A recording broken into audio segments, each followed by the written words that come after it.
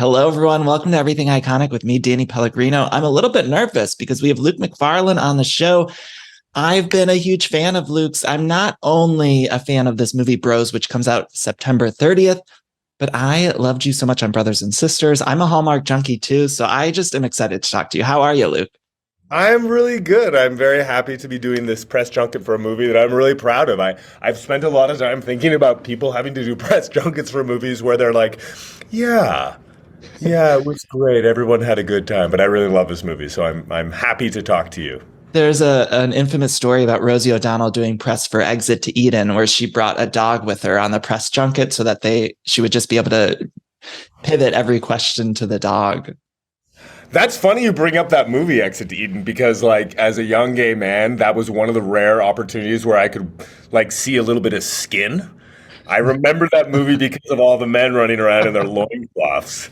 I just remember the trailer moment of Rosie in like a dominatrix outfit. See, I should rewatch it because that's the only skin I remember.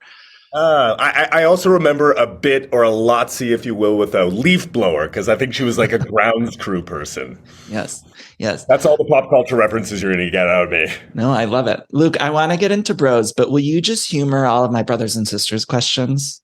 Absolutely. Okay, so first of all, I have to say, I was thinking about this last night. I was rewatching episodes on Hulu, and I think for me, this was one of, if not the most important piece of pop culture when it came to me coming out to my family, because it premiered in 2006. And it was a show that my mom and I both connected on. She was like obsessed with Sally Fields. And I, of course, just loved Sally and the family drama of it all. But I remember like watching it with her on Sunday nights and sometimes looking at how she would respond to the Scotty and Kevin storyline and seeing if she accepted it and what she thought of how Nora accepted it. And it might sound silly, but it was so important. And I remember that being a lot of the catalyst because I saw that she was comfortable enough with that relationship on screen. And so I felt comfortable. I was a young man in Ohio then coming out to her. So do you still hear from people that had a profound effect on? I mean, obviously I'm telling you now, but do you hear from others? I do. I actually do. That is one of the things that people say to me, specifically, gay men of a certain age. They say exactly what you told me, Danny, is like that it helped them come out to your parents. And I think a lot about the queer community and also what family means. And I think of the generations that came before us, family meant sort of chosen family, finding your family, finding people that understood you. And I think where Brothers and Sisters was different and how I also related to it was your immediate family is also part of the acceptance of it. I think most mothers on some level want to be a little bit like Sally Field.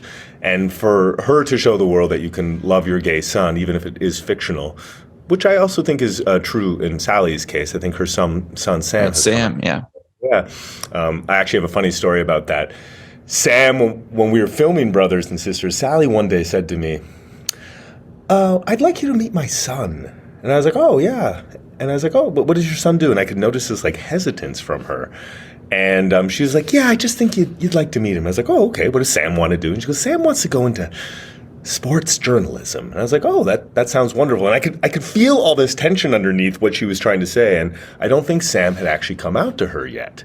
And she was maybe looking for a way to sort of encourage it. And once I kind of finally sort of sensed what she was trying to say, I was like, Sam's going to need to take his own time, Sally. I think it would be hard to be your son. Yeah, I mean, I could only imagine. I feel like I would. Yeah, I know Sam a bit. I'm gonna send this story to him. He's gonna. Oh man! Now I feel bad. No, oh god! No, don't feel bad. I'm sure he'll love it. And she was incredibly sweet about it. I'm sure. I mean, she's Sally Field. Come on. But what did you learn on the set of Brothers and Sisters? I imagine there must have been so many conversations back in 2006 about like how much sex you can show and how much kissing between you and the Kevin character. And I wonder, did you notice a big shift from then to doing Bros, where Bros is very outwardly gay in such a beautiful way? And I loved seeing such a gay movie. But I wonder, did you notice the conversations different, or what was that evolution like for you as an actor? Yeah, I mean, it's funny because, I've spent a lot of this press tour talking about the three ways and the four ways that Bobby and Aaron get up to, but believe it or not, I challenge your listeners to remember the scene where Kevin and Scotty almost had a three-way. Do you know who it Yeah, was? I vaguely remember. Wait, who? No, Gilles. Was it Gilles Marini?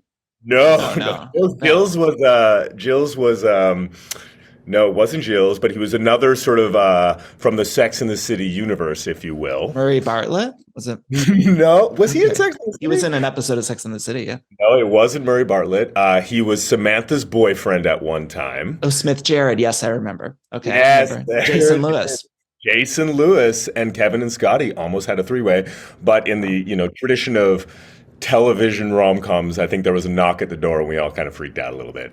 Right. Yeah, it didn't Because you happen. can't show that. Thank you, Yeah. CRTC. There's all these reports about drama on the set. Was there drama? Because towards the end of Brothers and Sisters, it was like people were coming and going, Luke. It was like this character's coming in, that character's leaving. We didn't know who was in the cast. By season 5, it was a big mess. And I love the show so much. But by the end, it was a mess. So was drama happening on the set? Tell me about it. I love the frankness of there was people coming and going. I think I felt really actually protected. Kevin and Scotty, for whatever reason, sort of we were kind of like a protected sort of little thing, and both Matthew and I really loved working with each other, and I think we were always kind of easy. We really. I can't think of any time when Matthew or I had particularly issues with the script. So I was very much outside of all that drama. So it was Callista and Rob, or who was it? I am not naming names. I honestly, I truly, like, one of the superpowers that I do not have is like hearing gossip, and I'm just not good at it. I don't think people like to tell me. They figure maybe because I'm Canadian, I'll just, Yeah. I'll be able to keep a secret. Yeah. So I can't tell you anything. I do remember being surprised when we didn't come back.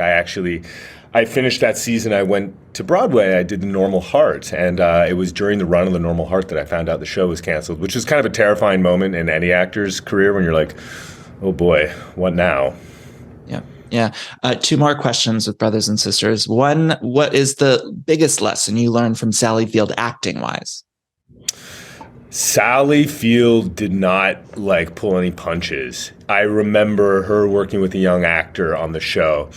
And this young actor was, a young actor, and Sally was not having it. And I just remember her stopping and going like, "What do you want? What do you want?" Like the sort of acting 101. And whenever I had scenes with Sally, there was a little extra sort of attention, a little bit more pen and paper time to sort of really figure out the character and the scene. And she loved that. She is like a worker. I was renovating my house when I was doing Brothers and Sisters, and I remember coming to set, and I had like blisters on my hands, and she was like, "Tell me what your labor was." And I was like, "Oh, I was digging a ditch." And she was like, "Oh, I love it. I wish I could dig a ditch." And I think that speaks to her sort of attitude about work. She is a worker. Yeah. And she certainly is like, an icon and glamorous and famous, but like at the end of the day, she digs in and works. Yeah. I think it was so fun to watch because all of you were such great and are such great actors that it was just fun to see like some scenery chewing and some drama. And I thought, I hope, I don't know, this was my last question. Could it ever come back for some sort of like reunion movie or something? Or is it because of the drama on the set that it'll never come back? The drama that I'm still very oblivious to. I was reading in this like message board last night, Luke. I got in this like crazy, I was in some sort of spiral because I was on this message board and they were like, this is why Rob and Callista had all their scenes separate. And then there was like this affair between Emily and Dave and Sally. I mean, there was like all this crazy stuff. And I was like, man, I need to know all of it now. There needs to be a book. Totally oblivious to that. And if it's on the internet, it's totally true. Right. So and none of them were verified sources. I mean, it's just people on a message board saying, I heard this and I was eating it all up. Again, very true. What was your question? Oh, yeah. So I'm good friends with David Marshall Grant, who ended up sort of show running in the last couple of seasons. And whenever I see David, I'm like, David, the Walker family should get together for like an English style Christmas special. A sort of 2-hour type thing. I would love to see that. Like Downton Abbey gets together every year for a movie. Like, let's get the Walkers together. Exactly. I'm All all about that. I'd love to see ABC get on board with that. right, the walkers walked so that This Is Us could run. Okay, I got to talk about Rose. I loved this so much. What was it like being on a set with so many LGBTQ actors? I must imagine it must have been fun in the makeup trailer to be surrounded by so many people who understood each other's references and touchstones. Yeah, yeah. That the common vocabulary was excellent, but I think the thing that I really took the most from it was that we were all very grateful to be there. I've been on a lot of sets for a long time, and it might surprise people to hear that sometimes people are pretty grumpy on sets. A lot of big personalities and stuff, but everybody seemed to be so aware of the specialness and the opportunity that they were given. So there was a tremendous amount of gratitude. And Nick Stoller, our director, runs a very chill set. So that was also a wonderful thing. It was so nice to see even the smaller roles populated by LGBTQ people because I've been auditioning recently myself. And what I find is that oftentimes the gay character is always the assistant. And it's like there's that one role in the project and he's an assistant to the lead woman or whatever. And so it was nice to just see a whole movie populated with LGBTQ actors and being able to shine. There were so many different people in it that got to have their moments. And like every other Judd Apatow production where you watch it and it's like that little role. I remember, I think it was Knocked Up. Kristen Wiig had like a one scene thing, but it was so memorable because she was so good in that role. Yeah. Wow, I actually have to go back and look at that. I don't remember that. Yeah, I mean, Judd Apatow has a tradition of sort of giving people opportunities. He brought us Melissa McCarthy and like even Steve Carell before a 40-year-old version were kind of unknown to a lot of people. So I think he's excited that he gets to maybe help take credit for introducing a lot of these very funny people to the wider world. Luke, you've been doing this press tour. I've been seeing you guys everywhere. What's the question you're getting the most? Obviously, I'll avoid that one, but I should have asked you that at the beginning. What's the one question people keep saying to you? Well, first of all, I very much appreciate your interview style, and I love that you dropped that in there. I think I get a lot of questions about how are you similar to Aaron, which is a totally fair question. Absolutely, every actor, it's kind of hard to separate yourself out from your character, but I get that one a lot. Are you guys feeling a lot of pressure? Because I think there's so much criticism amongst the gay community. And then, of course, there's all this pressure because it is a big, wide release studio film that's going to be in theaters. And even I feel like the talking points must be a clusterfuck because you want to let everyone know how historic this is without also talking poorly about any of the other brilliant, wonderful movies that have come along. And absolutely. I actually saw Judd yesterday at a panel, and Judd is really funny, obviously, and he's quiet. And I sort of realized, Judd is a straight man that helped produce this, and Nick Stoller is a straight man that helped produce this, and sort of is that, shouldn't it have been a gay person? So, talk about being delicate about the way you have to answer things. They have it even harder than, I do. I mean, yeah, the queer community wants to see themselves represented because we've been starved for that for the longest time. And not everybody's story, unfortunately, can be told in this movie. I think Billy and Nick in the script did a really good job of showing many of the stories. But, it is a particular sort of pressure to be put under. I don't think people said, of Harry and Sally that was not a representation of a straight relationship.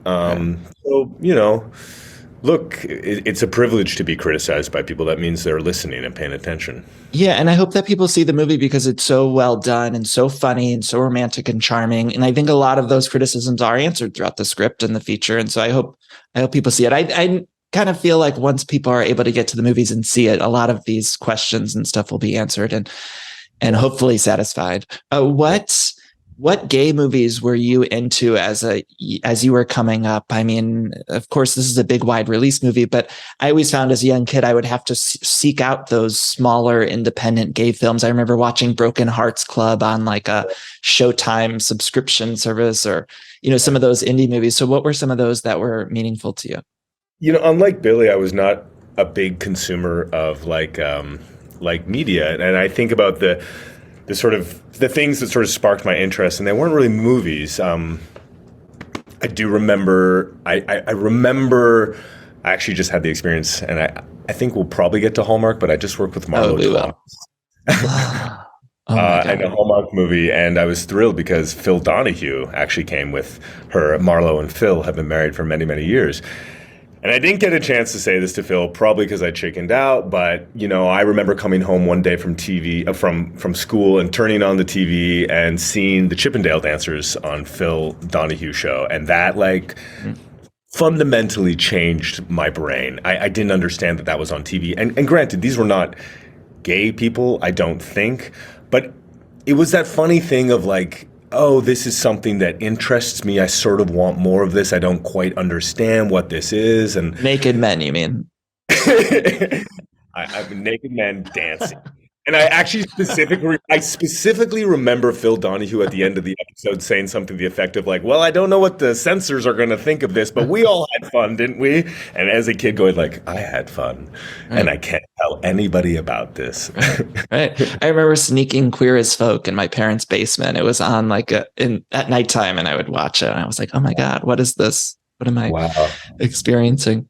I heard in an interview you said something about loving Pretty Woman. You watched it with your dad. And what did you like about Pretty Woman? I mean, I love Julie Roberts. I love Pretty Woman. I'm a huge rom-com junkie. You've Got Mail is my favorite, but I appreciate Julia so much. I appreciate Julia. Like, yeah, I do remember watching that with my dad. And I mean, that is the epitome of sort of character chemistry. Like, that movie is like beautiful performances by two very, very different people. I specifically also remember like watching that with my dad, and then like coming back to it and having a conversation with my dad after I learned a little bit more about movies and being like, Dad, is this actually like a good representation? Like the man, he's got all the power and she's a prostitute and he bought her. And my dad was like, whatever, it's entertaining, it's funny, like stop it, don't overthink it. But yeah, that movie was built on the backs of like brilliant chemistry, and that's sort of really my big takeaway from that movie.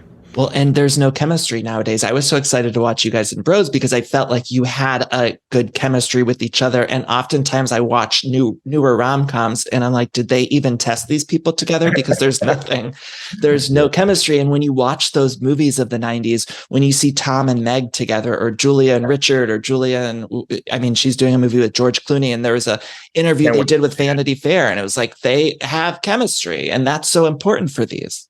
Yeah, chemistry is like a really weird thing. I admittedly wasn't really thinking about it, and maybe because of Hallmark movies, I sort of understand that and didn't think too much about it. But I remember Billy saying to me after a couple of days of filming that there was a sense of relief amongst everybody in the higher ups that we seem to have chemistry. But like, I don't know how you define that. I don't know what that is. I mean, I'm a huge fan of his. It's a star quality, Luke. You have the star quality, and I pray to God that you just are in everything, because I've always known you had noon. I've always known you had. See, I'm nervous. Okay, you mentioned Hallmark, and my personal favorite is A Shot at Love, because you did a lot of gray sweatpant work in that film, and I really appreciated that. I know it wasn't a Christmas movie. I wasn't a huge fan of Shoe Attic Christmas, but I did love Sensibility and Snowmen. What was your favorite?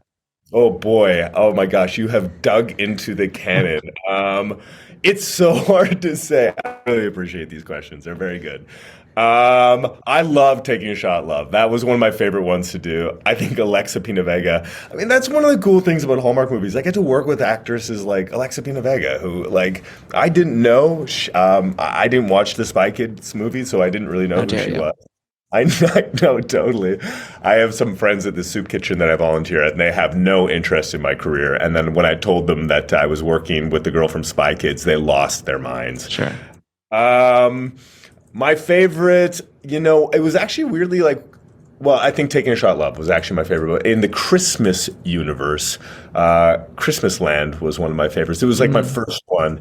And it was me sort of discovering as an actor what these movies were. Like, I didn't watch them before. So I remember thinking like, wow, these movies they're very charming. They're so good. Not understanding that there was a whole audience for them. Which, by the way, speaks to a sort of a lack of romance in culture right now. That's why people watch them on repeat. Well, and Luke, I could do a whole thesis about this, because what Hallmark does so brilliantly with their Christmas movies is they fill every inch of screen with Christmas. And I think a lot of times when I see some of the other networks, Lifetime does it sort of well too, but they don't fill the screen with the coziness that Hallmark does. And so they do it so brilliantly. And I'm so Christmas in every shot is actually something that's said on set. We need Christmas in every shot. And sometimes you'll yeah. find wreaths in places that wreaths should not be. And I'm so glad you're still doing it. It was just announced you're doing one with Allison Sweeney. And I was a little nervous. I think it was an interview maybe with Hollywood Reporter or something. And you were talking about some of the sex scenes and bros and that sort of stuff. And you're like, oh, well, they're not going to have me. You sort of made a joke about it. And it was just announced you're doing more. And I know you did Single All the Way last Christmas, which I loved. I had Michael and Philomena on this show. Did I say Filament? Philomena was a very sad gay movie. Right. Yeah. Why am I mixing that up? Philemon. Yeah.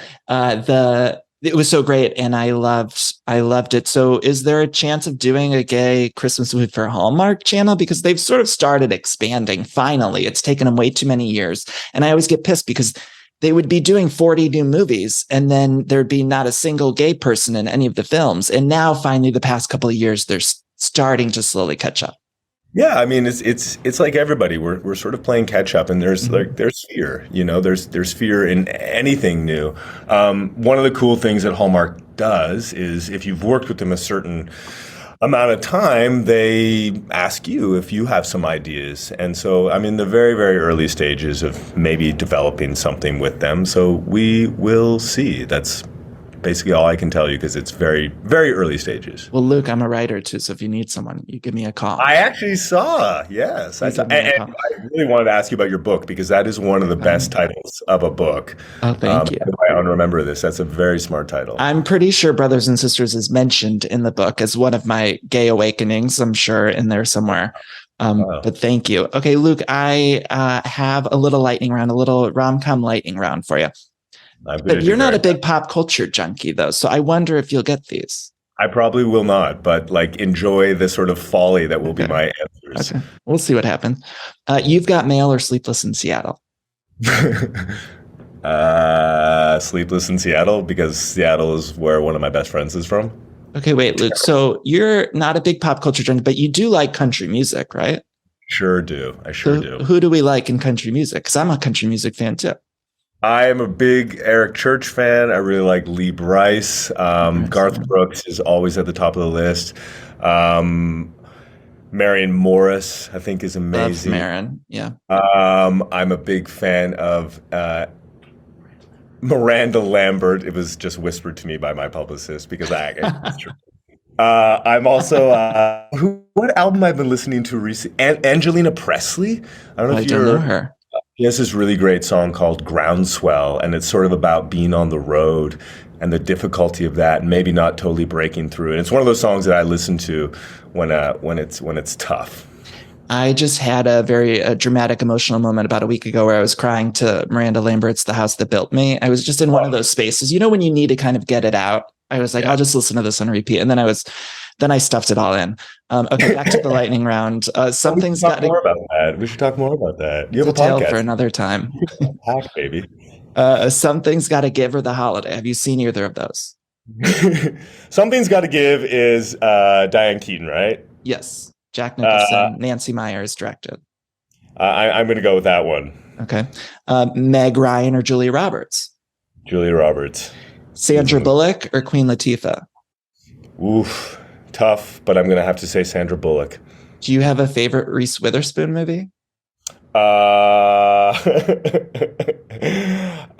remember the commercial so well for, you know what? I was just about to blow it. I was going to say How to Lose a Guy in 10 Days, and that is not her. No, that is Kate Hudson. How dare you? I don't. I'm so sorry. It's okay. I told you I was going to be bad at this. It's okay. This is something I ask all of my guests, their favorite Mariah Carey song. What are you giggling about, Luke? You don't even know a Mariah Carey song? Come on. Carey song. Okay, wait. Can I ask you something probably personal and you can tell me to fuck off? But were you dating Wentworth Miller when he was in the Mariah Carey videos? Am I making that up? I'm not going to answer any part of that question, but I really appreciate your sort of ballsy journalism. I had to ask. Because, there were rumors. I feel like, so can we assume it was We Belong Together? That my favorite Mariah Carey song? Yeah. Or is there another one? I truly can't. I truly can't tell you a Mariah Carey song. There's a remix of one in the Bros movie. Yeah, Heartbreaker, I think, is in there. And Billy's friends with Mariah, and I'm interviewing him next week, and I'm going to tell him that you didn't know a single Mariah Carey song. Luke, how dare you? Well, Mariah Carey threw a party for Billy to do a screener. I'm still waiting for Garth Brooks to throw a party for me, where he gets a sequins cowboy hat that says Bros on it, because Mariah Carey's little number that she wore was pretty damn spectacular. Maybe we could meet in the middle of Garth and Mariah with Shania Twain or something. Maybe she could throw a party. I don't know. That don't impress me much. I can talk about Shania Twain for sure. Oh, I love Shania. Come on. When the beginning of Man, I Feel Like a Woman, there's nothing better. I got kicked out of a Shania concert in Vegas once. No, Shania Twain's from Ontario, which is my home province. A province is like a state for some of your American listeners. Did you watch the documentary on Netflix about Shania? No, I didn't actually. Oh, so you're not a real fan. About Garth Brooks? No, I did not. Well, you're not a real fan. What's the Garth song that I love? What's his big number? His biggest hit is I remember in college it was like something that played all the time. You've got friends in low places. Yep, and he's the dance. Right. Luke, sexiest man alive. If you were choosing for People magazine, who would you choose? You can't say me.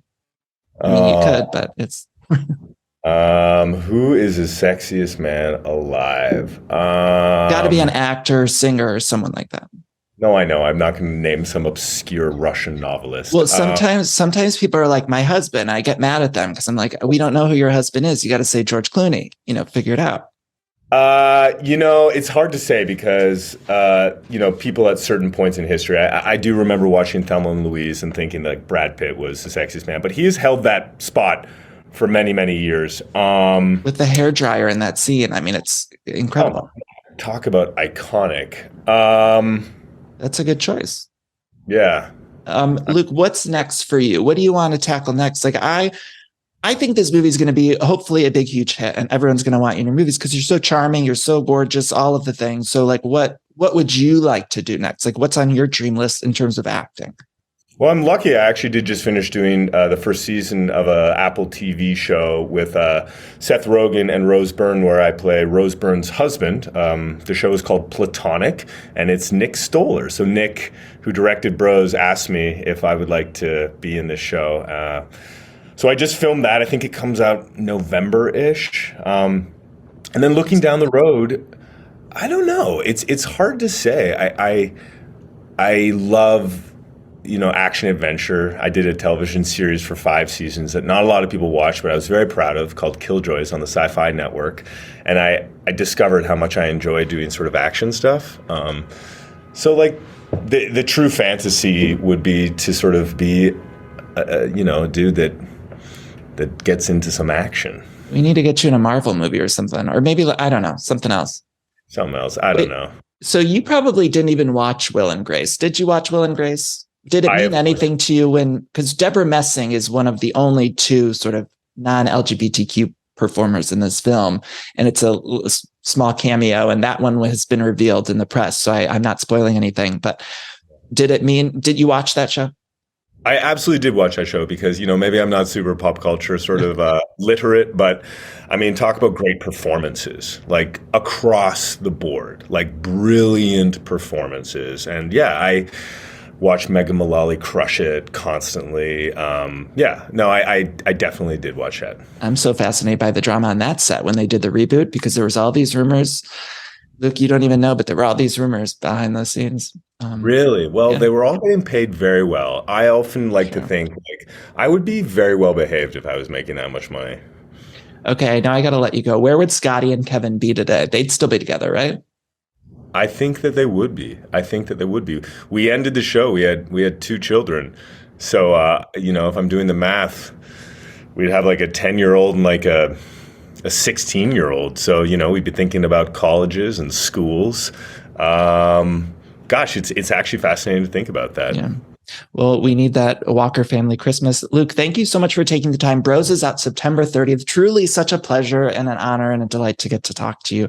I've been such a huge fan of yours, and your work in particular has meant so much to me as a baby gay and as an adult gay. Watching you run around in gray sweatpants on the Hallmark Channel is important. I Important really work. appreciate that. Thank you so much for all the Thank smart you. questions. And congrats on the movie. Thank you, Luke. Bye. Bye.